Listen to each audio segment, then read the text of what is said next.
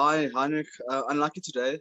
Considering you're losing a minimum of six frontline players with the four IPL players, Temba and Rassi, and Pakistan playing with what seems to be a very strong side.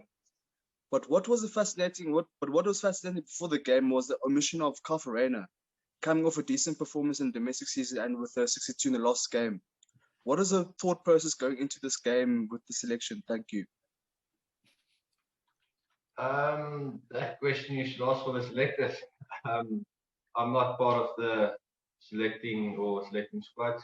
I've got probably half a say, so that question needs to go to the selectors. Unfortunately, I've got onto that.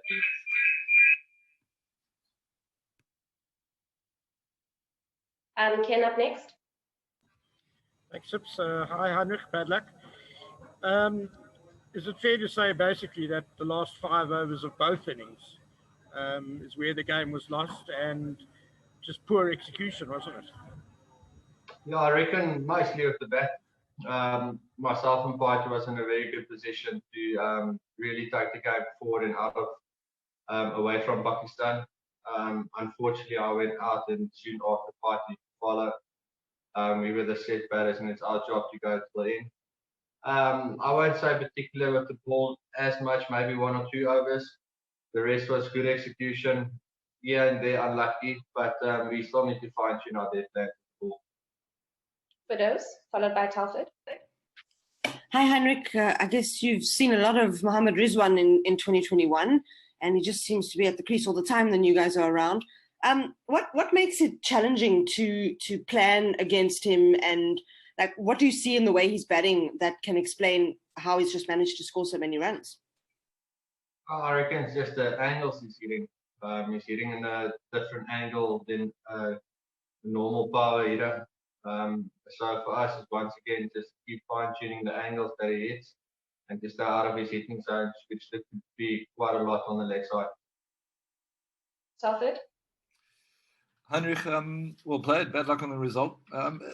Just a word on Aiden's innings, if you don't mind. The other day, Mark Boucher was saying that he just needs to find a go forward gear. Do you think today was a step in the right direction for Aiden?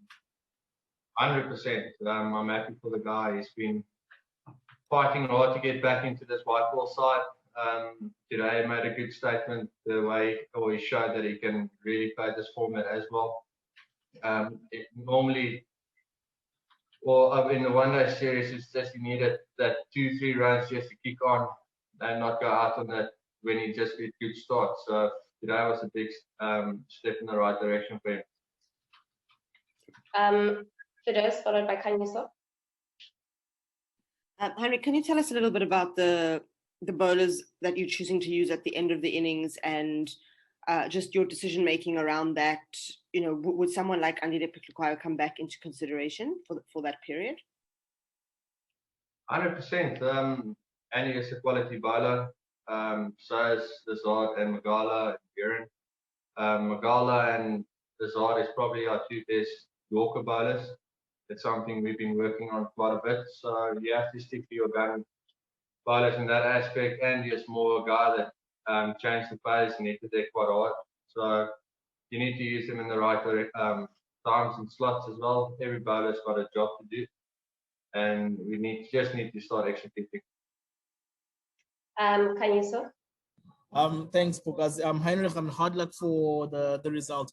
How happy are you guys with this continuing experimentation against Pakistan? Because over the past 4 games now, we could consider it as a 7-match series. But how happy are you guys with the continuing experimentation throughout these matches?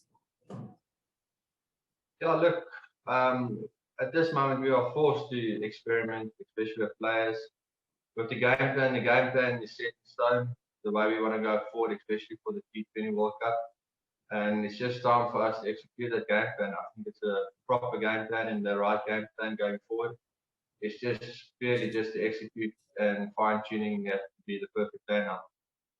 Thanks very much, everybody. We'll see you guys tomorrow when we have our pre-match press conference. Have a good day.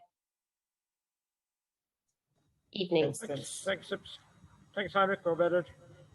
Good luck.